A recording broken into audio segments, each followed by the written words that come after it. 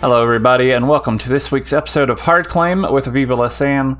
I'm Sam, and this is a show where we talk to people who play Blood on the Clocktower and get their player perspective of the game. And we're talking to several people who help run Final 3 Con in Washington, D.C. And so joining us for this week's episode is Marshall. Thanks for joining us. Yeah, thanks. This is a lot of fun. Yeah. So what is Final 3 Con, and what is your role there? So Final 3 Con, I think first and foremost is just a gathering place for the Blood on the Clocktower community and hopefully other communities going forward. My role with the team is kind of a hodgepodge. I do a lot of website data stuff, but also this year I'm focusing on special guest and content creator recruitment. All right. Well, you asked for catfishing to be loaded in. Catfishing, definitely one of my favorites. Definitely a classic. So we sent out some tokens. You have the fortune teller token. So I guess if it were night one, you'd be picking two players. So what two seats would you like to choose? I would probably pick my neighbors just so I could remember what I did. Okay. So it's seat 2 and seat 12. You would learn A and no. So with that said, if this were day one, would you talk to one of your neighbors, or would you talk to somebody else, and what would you claim to them? I wouldn't rush to talk to my neighbors, but if it happened, I'd probably go for it. As far as what I would claim, I've gotten away from hard claiming or even giving threes anymore. I like to ask questions like, how likely is your character to be found in a kitchen or a wedding or a college campus, and just kind of go from there. It lets me tell a little bit of truth, sometimes even if I'm evil, and then it kind of gets people away from the mindset of just giving out roles. That's an increasing trend I've seen, and I think it's a lot of fun because at the end of the day, the game's meant to be fun, and I think people really like thinking about those kind of bizarre ways of thinking about characters. Yeah. Well, and it catches people off guard to an extent too. Mm-hmm. I think kind of helps with social reads. Right. All right. Well, when and how did you discover Blood on the Clocktower? So I think the fall of 2019 is when Brian and Kendra, two members of Final 3 Con's leadership team, kind of came back from Gen Con having played, funnily enough, with Emily and Ted and some of those folks. And they came back, and I think they both immediately made homemade Grims. And we got playing, and it just really appealed to me. I used to play a lot of online poker, so and even there with no cameras, there's still behavioral tells. So, and I was really into that, and then played live poker. So I'm into kind of those social reads. And then just the cherry on top was the analytical stuff. You started to get to learn the characters. All right. Yeah. And do you remember what your first game or several games were like when you played? I don't really remember. I mean, obviously the game for TB, I drew Slayer a lot in like our first 10 games across a couple of sessions, to where I was just always claiming it. So I'm sure I was the Slayer in those first couple of games. Any successful Slayer shots? Not that I remember. I'm pretty sure I think of the Slayer more favorably if that was the case.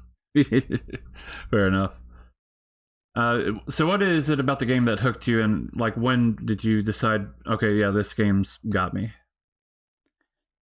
Yes. So like I said, the poker background and the social reads really kind of hooked me, and then just kind of getting to hang out with friends in somebody's living room, right, it was a great excuse to kind of get together. And then the pandemic happened, Mm-hmm. and then nobody was hanging around with each other. And I think come like April, May, I was already lurking on Unofficial and kind of watching games. Do you have an idea about how many games you played altogether? I mean, it's got to be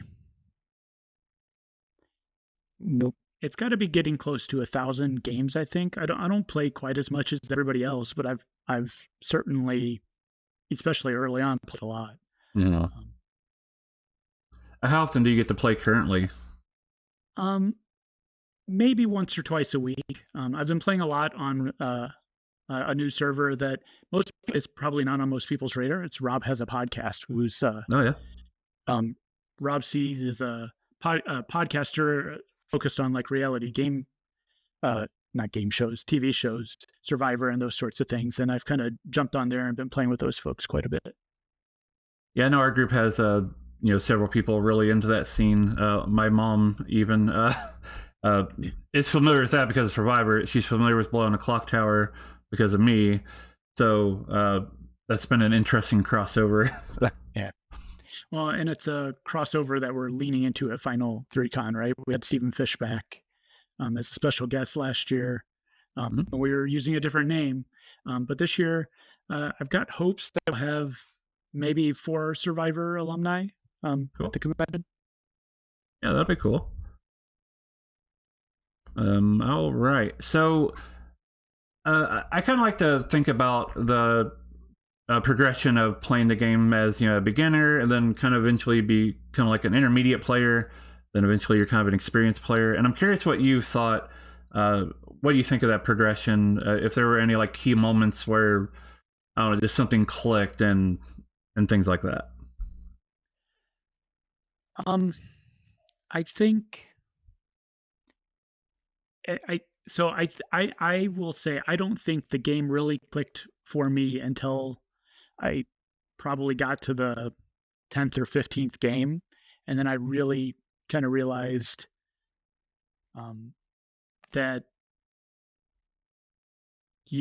there's multiple different paths and everything's valid, and just kind of lean into the fun of it Mm-hmm. and be be willing to experiment. I think that's really what clicked for me, and then we kind of realized, especially online, that there's a whole community here of people that I can link up with and pick their brains and those sorts of things.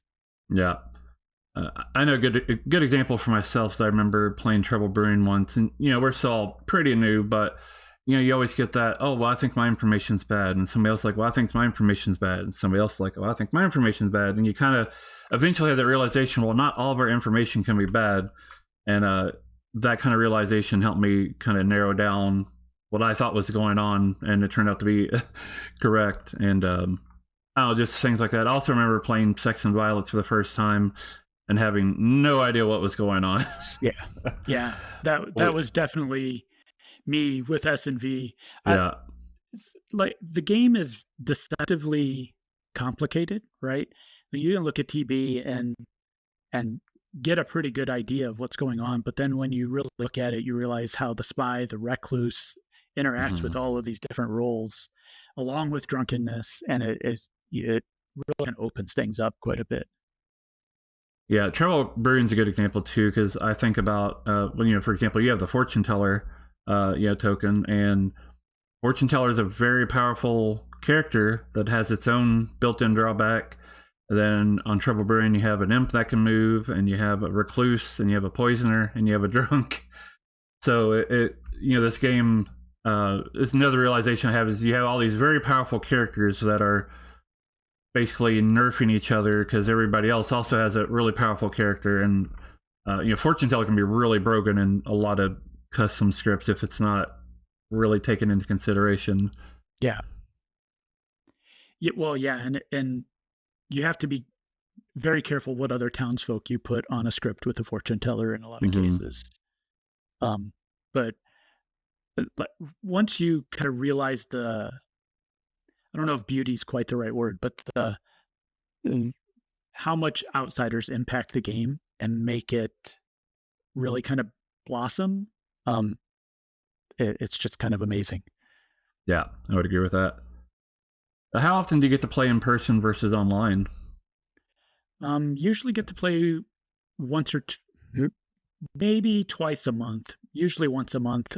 Local group plays Saturday of, sorry, third Sunday of every month.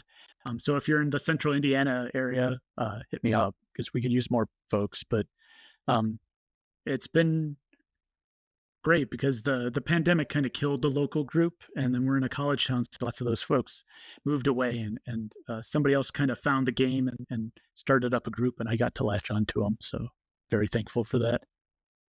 What do you think about the differences between like playing online and in person? Um, I mean, I prefer playing in person more than anything, right? It's that closeness that you get looking somebody directly in the eye. Um, I think body posture, um, what their hands are doing. I've caught a lot of people um, who look at their token and where their eyes go really kind of tells exactly what type of role they are. Mm-hmm. So I prefer kind of the camaraderie and the physical kind of tells in a in person game. Um, Plus, I think the pace is just a little better. I feel like Mm-hmm. in Discord or now app games, right? It's so easy to take notes and put down token reminder tokens and everything that it feels much more like transactional or informational than it is kind of social.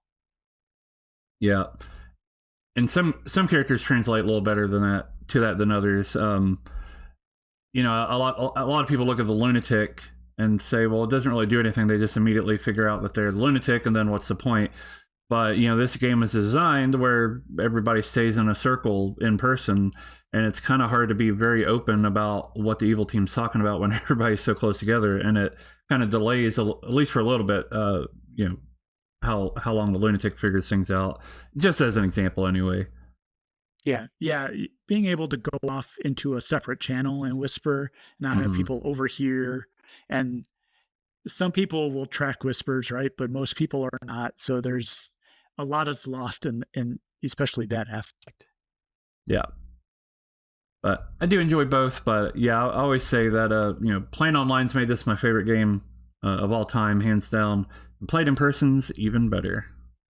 Yeah, But I will say the one thing that online has really done though is these communities, right? mm-hmm. I'm on 30 some different Clocktower servers, um, and you get to meet people from all sorts of places and belief systems and make amazing friends.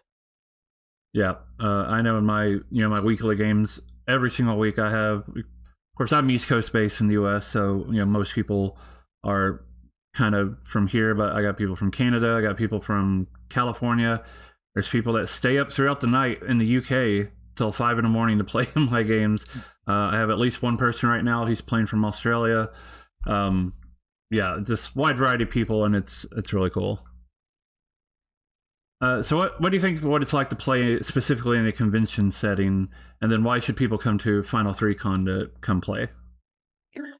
So it's funny, like I I joke, and it's there's a basis of truth in it. Before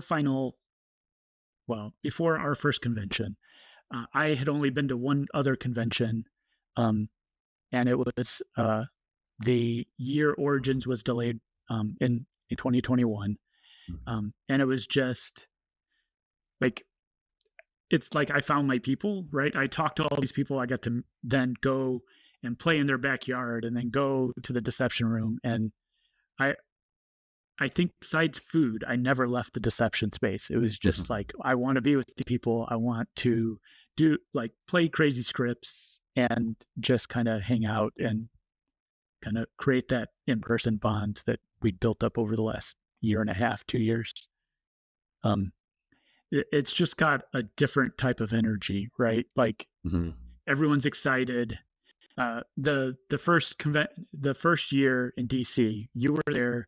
That the announcement that Ed made, right, um, was like I got goosebumps, and it like from the roar and from just the kind of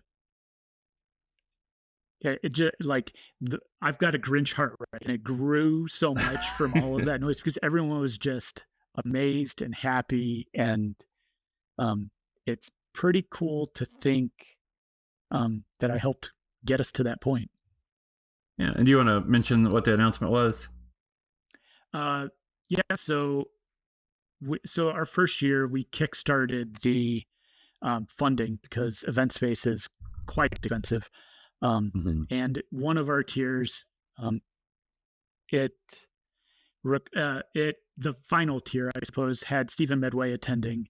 Uh, he was unable to attend, and he worked with Ed to kind of make it up to everybody by providing player tokens to all of the attendees, which was just um, it's pretty cool to have like a pixie token and all these Mhm. things that people had just seen online. So it's really cool to kind of fill in those gaps. Yeah. Yeah, that yeah, it was pretty mind-blowing at the time. Do you have any experience with other social deduction games such as, like Werewolf, Avalon, etc.? Um, Strangely enough, I'm no. I played Secret Hitler a couple of times, right? People brought it over, but somebody and my neighbor actually was kind of torpedoing the fun of that game. So Mm. it was really Brian and Kendra's enthusiasm for the game that got me excited initially. I'm not even much of a board gamer at all. I play Blood on the Clock Tower, and I'm just obsessed with Gloomhaven, um, Mm. and It's a that's good one. about it. Yeah. All right. Um, so yeah, I think pretty rare in the community in that aspect, but maybe not anymore. Yeah, I mean, I guess I know a few people who don't do like a lot of other games, but it's interesting to kind of see that mix of see who came because you have players who came from the game because they played a lot of Werewolf and then they like Clocktower better, or uh, well, even like you mentioned Survivor and that kind of whole community that I feel like is even growing and growing. A lot of people kind of come to Clocktower through that way, and I know Jen from my group is you know kind of taking, I don't know if you'd call it a leadership role per se, but I guess kind of putting in the work to help bring people in, and I guess that's been going pretty well. Yep. All right, so you sit down for a game. You're about to draw a token. Before you draw a token, what are you thinking? Are you like looking at the script? Are you just kind of chilling out? Are you looking at everybody? What are you doing? So it I think it depends, right? If there's a new player to the group or something like that, I'm probably sitting near them and kind of talking them through. Because especially in our local games, Jason, who kind of started this group, he'll storytell a lot. He likes to storytell, and but I will be the I'll warm up a new person and kind of get them up to the speed of a first time player. If there's no new player, I am people watching for sure. I've got people I watch, see what they are doing with the token, and those sorts of things. Especially if we're playing a base three. If we're playing a custom, I might look at the script because I've got a bad habit of uh, bluffing something that isn't there or doing something like that. But Yeah, I'm the look at the script kind of guy and figure out what I'm even before I've drawn a token. I was like, well, if I'm good, what am I going to bluff? Am I evil? What am I going to bluff? That's my style. Do you prefer, so you're drawing out a token? Do you prefer that it's a red token or a blue token? um, I think red is kind of my preferred um, pull there. Um, like pulling good is honestly, I'd rather pull an outsider than townsfolk a lot of the time because it's Right. just kind of fun to live in that world. But the kind of building false worlds and disrupting town, I just love being evil. Makes sense. Do you prefer being a minion or a demon? Um, I get accused of being out at evil a lot with friends, so I generally prefer to be a minion because I can draw fire then and cause chaos. If I'm the demon, I'm probably under a little more pressure and trying to play good at least for half of the game before I may I have played out at evil as the demon before, and everyone just assumed I was the minion and let me go. So, All right. um, but yeah, people are going to default to me being evil a lot of the time, so it's just I might as well live there anyways. All right. And what kind of characters do you like to play? Do you like kind of like more passive characters? information gathering? What do you like there?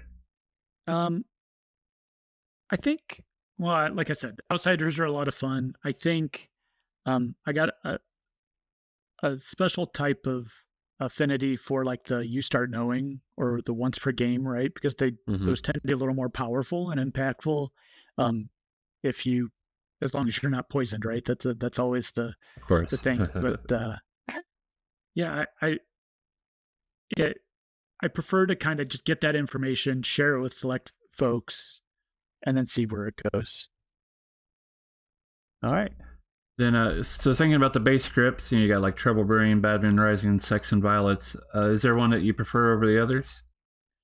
Um, I mean, I'd argue catfishing is the fourth there, but for me, S and V is probably my preferred script, and then TV and BMR, especially early on unofficial, had some really long games, and it just kind of turned me off from it.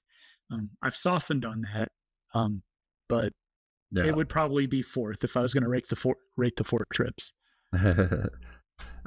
Yeah, I've heard a lot of people recently saying that they've sort of been rethinking Bad Moon Rising, and I think it's because so many people early on Um, kind of have um, that bad experience. I spent quite a bit of time working on timing of the game, including Bad Moon Rising, and I'm a very strong advocate that your biggest game shouldn't go over 2 hours, because I think people just kind of I kind of mentioned this earlier. I think people it just starts wearing you down, and you're in your role for that long, and yeah. yeah, yeah. I mean, I've played 3-hour BMR games on unofficial back. I mean, to be fair, right? Everybody's still learning how to Hmm. storytell at Yeah. that in that time frame. But boy, it was a slog, and it makes it really tough to want to go back to. And it's that. I mean, we're 3 years, 4 years off from that now, but the mentality hasn't left me. Fair. And I'm not surprised you mentioned Sex and Violence, because I do think it's probably the closest to catfishing in terms of like kind of style. Lots of madness, character changing. And speaking of madness, how do you feel about madness? Uh, I mean, I love madness. I feel like it can cause a lot of chaos. It also gives good a lot of cover. I feel like most people assume that if somebody's looking like they're Sarah Novus mad, they're good, and it can buy a lot of credit with town. Um, so it kind of cuts both ways in a lot of cases. But I just love madness in general, right? It's carte blanche to lie. Uh, Um, or it's carte blanche to get your information out there in a different format that might be more believable for folks if you're good. Um, it's funny, like I I played in a 15-player SNV game at Origins this past year, where 14 of the townsfolk role, or sorry, 12 of the townsfolk roles had been seen by somebody as bluffs or to town, and I managed to pull the one as the mutant that had not been seen by anybody and claimed it all the way to the end. Um, it's stuff like that that just makes it so much fun. Nobody right. except the demon knew I was the mutant, and that's just because I was clearing him with my seamstress info. So when we were setting up this recording, Nina was in a seat and she drew the Sarah Novus token. She wanted to make you mad as the lunatic. So if I'd woken you up night one and said, Sarah Novus shows you to be mad as the lunatic, how would you play that? Um, I mean, I probably talk to a couple of people, um, have some weird conversations, say things like, "Hey, what are you?" Right, and not and try to get them to claim something, just so I could then go and say, "Hey, I talked to these people. They didn't claim to be my minions. I think they're good," and kind Mm-hmm. of uh, go deep into the madness as much as possible. I will say, especially for SMV and catfishing, I will volunteer before the game starts. Like if you're the Sarah Novus and you're worried about making somebody mad and being upset, just make me mad. Um, it's beneficial for me and it's a lot of fun, anyways.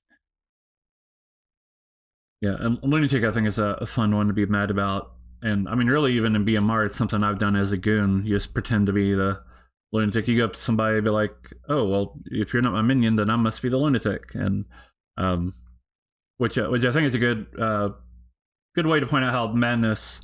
I mean, yes, madness is a mechanic, but at the end, it's just trying to convince the group that something's true, and you don't necessarily need a madness mechanic to be mad about something. Yeah, well, and especially with the mutant, I've gone around and claimed evil before because I've been accused of being out at evil so much. Um, I've also done it when I was the recluse. I've claimed that I was the poisoner, and people don't expect it, and they tend to write it off as memeing or whatever, and you get counted as good, and then you move on. So, um, yeah, madness is so much fun. I think it's also a good example of how madness is very situational, because there are some people, if they're just up and claiming to be an evil character, it's going to come across that they're the mutant, because that's just not something to do. But if you're somebody who kind of regularly just claims to be evil even when you're not, that doesn't sound like mutant at all. It just sounds like you being you. So I like that kind of context to madness. That and it's a little difficult too when you maybe don't necessarily know your group, but once you play in a group that you know very well, it's very fun to play with, I think. Yeah. So, what kind of characters do you like to bluff? Which I guess evil characters is what you like to bluff, but whether you're good or evil, what kind of characters do you like to bluff? Um, well, like I said, I will avoid giving threes or twos a lot of the time if I can. If I can't get away from that, like I'll kind of balance. Like if I have to give three, and I'll give something like Raven Keeper, Fortune Teller, and then Chef. So it kind of doesn't really give a clue as to what type of priority. Also, people tend to be truthful in the threes to an extent, and actually give one of their actual role, and I don't feel like that's maybe the best way people should be going about things. All right. Well, I always like asking about some of these divisive characters. I think it creates some pretty fun conversation. So we'll start with the first one, and this one is from Sex and Violet. So, and on this script too. Yeah, it's on this script too. So, how do you feel about Snake Charmer? Um, I mean, I know others have said it, but it's a great role for town, especially on catfishing with the fortune teller also on the script. Um, but it's not great for the snake charmer. It's kind of a risk reward thing. Yeah. And the additional temptation with the recluse on the script makes it a little dicey. But I mean, I've gotten myself into pickles as a snake charmer. I've also managed to escape out of them. I think it can be it can be a lot of fun if you just embrace it and understand that sometimes you're gonna um, kind of slip into it, and right. it may be a little stressful, but at the end of the day, the worst thing that's going to happen is you're going to lose, and then you get to start another game, right? So, right. Yeah. How do you feel about Poppy Grower? It's funny that you asked this because I don't have any problem with the poppy grower beyond it being poisoned and then dying, and then the evil team still not Right. moving, right? Um, but otherwise, I have no problem with it. I think it's a pretty good character. It's a strong character, but um, I think evil's got tools to deal with it. Yeah, you really need a script that supports it. A town that you can kind of build a bag that's not as strong, and yeah, et cetera, et cetera. And then you have some scripts where it kind of lean into it, and I definitely ran a game. We played the clip on here before, where the psychopath in a 15-player game just axes their demon day one, and that's it. And you laugh and you play another game. That's the thing. You created a memory there, right? So there's absolutely nothing wrong with that situation.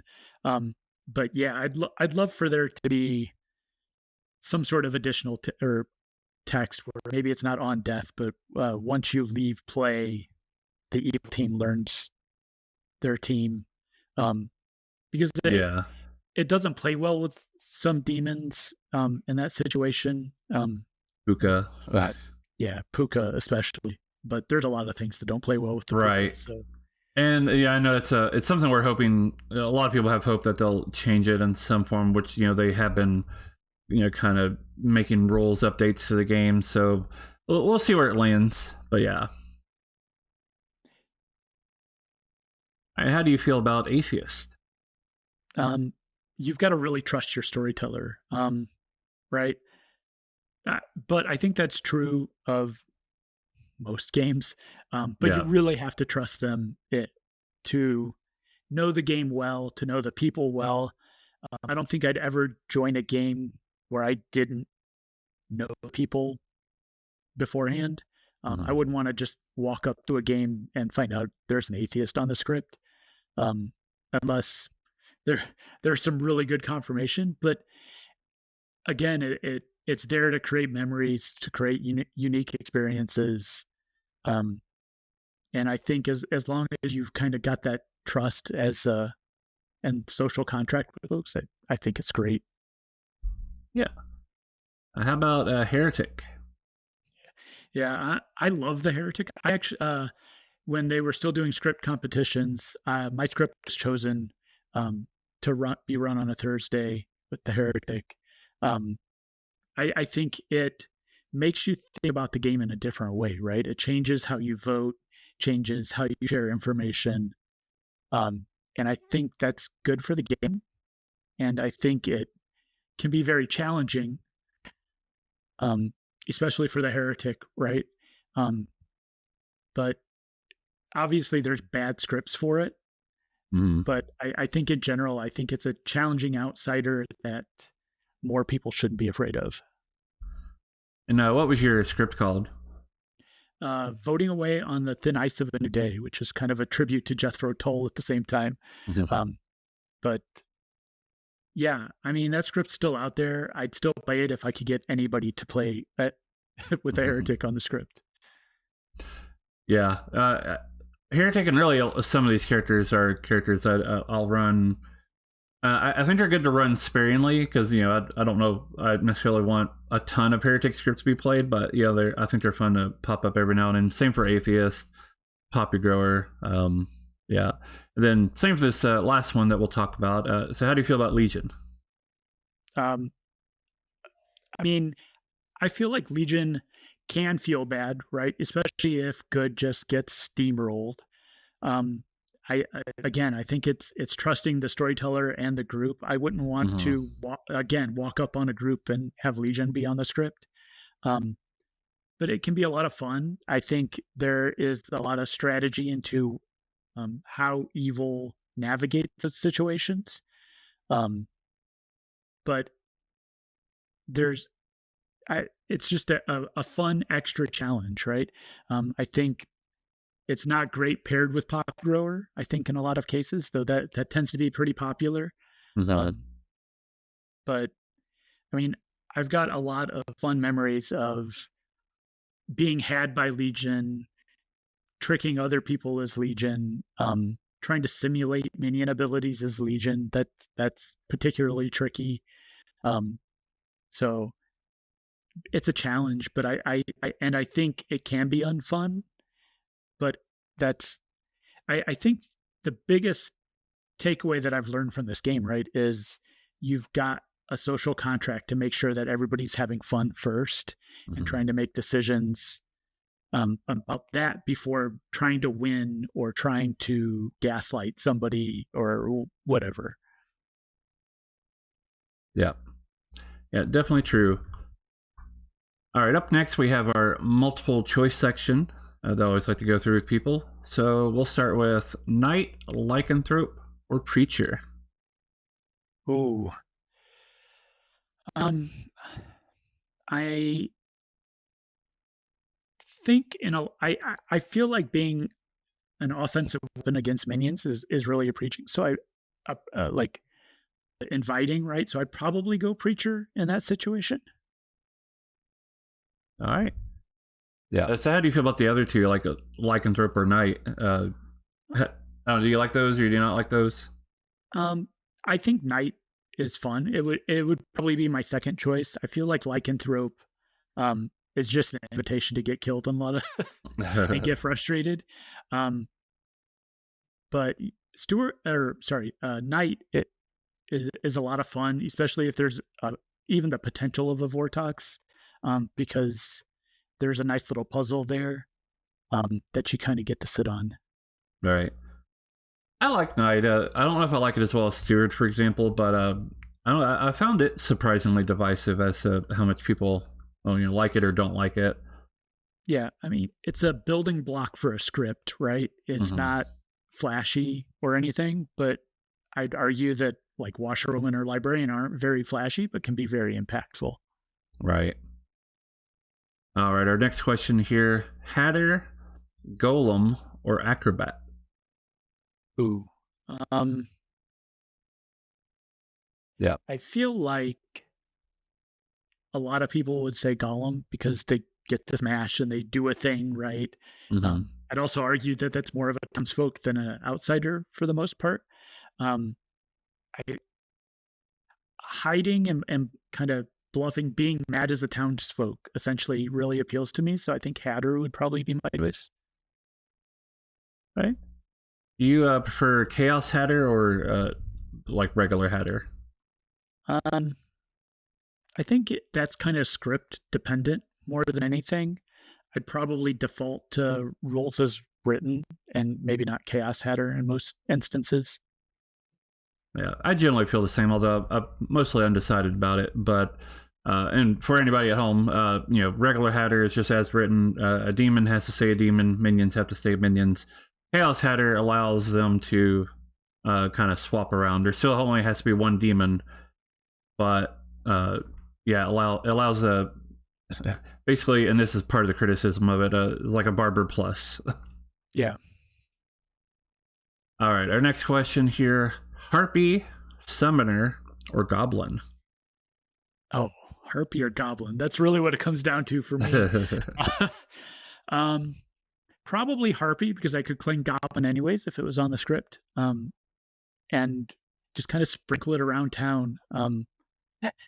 Like I think it's popular to with the Harpy and Serenovus to kind of stick to one, maybe two people, but spreading it around really can, and including your evil team can really kind of throw everybody off. Mhm. What do you think about the recent change where instead of killing both players, if it does kill at all, it only kills one, might only kill one player? Um, I initially hated it, but thinking about how it can react with other characters, I think it makes a lot more sense, right? You could do maybe weird stuff with the psychopaths or Mm-hmm. like the witch. I think maybe the virgin might work too. Like there's all sorts of weird little things that you can do. Um, and it maybe looks like a Yagababble too. So Yeah, that's true. there's weird little wrinkles. Plus, I've been in a situation as a storyteller with my local group where um, there had been a plague doctor that had went off, so we had to use the harpy, make people mad. Two people, well, one person mad about another who was the mutant, and they broke his mutant, and then the harpy did, or the harpy mad person didn't, and it ended up being kind of an unfun game for folks Mm. because it ended the game. Yeah, yeah, I like the extra flexibility. And also, I feel like if the storyteller only kills one instead of the other, it kind of sometimes puts it into players' mind. Well, why didn't the storyteller kill the other? Are they evil? Yeah. Are they framing them as evil? Yeah, I like the extra flexibility for that. All right, one more question here. Legion, Kazali, or Lil Monster? Mm. Uh, I mean, I think probably Little Monster because then I get a minion ability, and we get to pass around the baby, right? Um, it it's it's more difficult, right? You're not getting bluffs, but that's not really a problem in most cases, depending on the script, right? Um, and it's to me that's less stressful than Legion, um, but I'm not quite sure why. That makes sense, I think. How do you feel about the official advice on the almanac to usually kill a minion so that there's only one minion at the final three? I know that can be pretty controversial. Uh, I mean, first and foremost, right? You want to make sure town has a chance to solve the game, and it's that social contract thing again, right? So I think Mm-hmm. if now maybe town's not fighting back, fighting evil at all, anyways, and they're just not executing every day, I'd probably be a little more forgiving to the evil team then, and maybe not Right. kill them straight off. But if town's trying to be effective and just really struggling, um, I'm okay with minions dying. Um, I feel like that feels better than just being told you're evil in a Legion script because you died the second night after the second night, and everyone just assuming you're Legion. Um, so I I feel like if evil's getting to the end with 2 or 3 minions alive, one probably needs to die. Yeah, I think I generally agree. Like most things, you don't want to do one thing all the time necessarily, but yeah, a lot of people just don't really like that advice, and I guess I get it, but I'm just not sure I fully agree. Yeah. I mean, it's you want to reward the evil team for playing a great game, right? But you Right. also want everyone to feel satisfied, and evil's going to feel more satisfied if they make it through the final day and still survive. Also, right?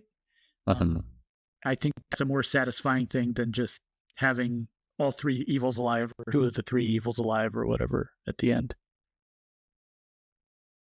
All right. Well, one final question here for you. So, looking at the script of catfishing, which character would you like to be in real life? Ooh. All right. You All right. know, I think I'd want to be the balloonist, just because I've never been in a hot air balloon. I've got this idea that I want to bungee jump somehow in the future, and seems like doing that from a balloon might be a little bit of fun. So we'll say balloonist. Yeah, I've never been in a hot air balloon either, but I have been in a city at the same time that a hot air balloon race was going on, and that's a really cool sight to see. Yeah. We used to live in Valparaiso, Indiana, and there's a popcorn festival because Orville Redenbacher Oh, used to have a factory in the area and all that stuff. And there would always be a balloon launch at the end of that festival. And it's just so much fun to go and watch them all kind of take off. cool. All right. Well, before we go, when is Final 3 Con? It technically April 25th through the 27th, but trust me, folks, if you come on the 24th, there will be games going on every place you look. So it's definitely a good time. Yeah, tickets go on sale soon for Final 3 Con. Yeah, and that's in Washington D.C., correct? Washington D.C. Hilton McLean Tyson is the hotel. All right. Well, Marshall, thank you for joining us this week. Yeah, this was a lot of fun. Maybe somewhere down the line I get to do it again. Yeah. All right. Well, thank you all for watching. We'll be back with another episode of Hard Claim. Until then, take care.